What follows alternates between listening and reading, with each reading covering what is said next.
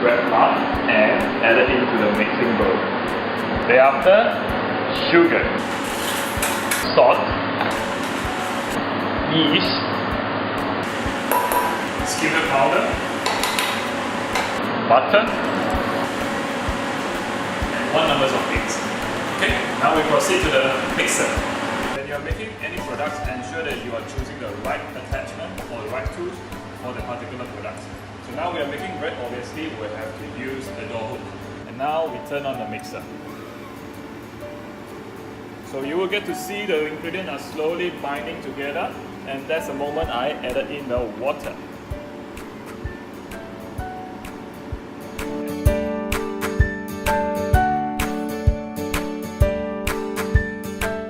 As you can tell, it's pretty easy to remove from my door hook, and it sticks as one.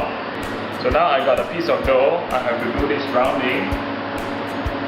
So one last check before I let the dough go for rest. And this check is to pull a small amount of dough and try to stretch it. And this move has to be very gentle. So when you stretch dough, and you can see the dough is become thinner and thinner, and you can see your finger from the other end. So now I am putting into this container to let it rest.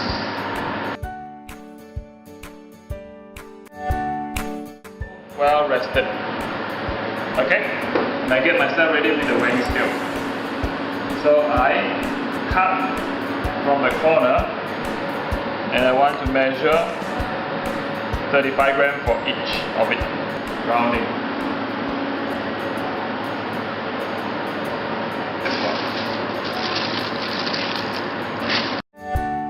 We got the bread dough. So here we come to a make-up stage. So we have flattened the dough, then you lift up the dough, and you start to fold from the edge. 1 fold, 2 fold, 3 and 4. Then we roll. And then ensure the joint part is always face down.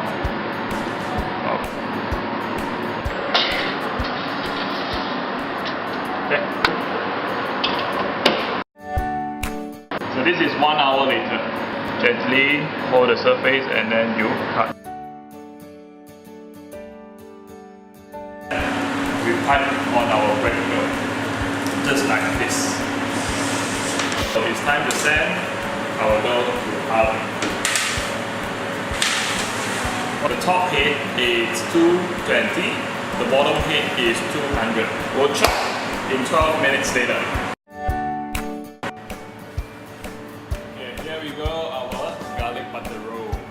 The golden rules to make a standard garlic butter roll is always respect the recipe and the steps.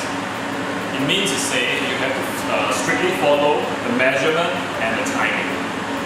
Bon appétit!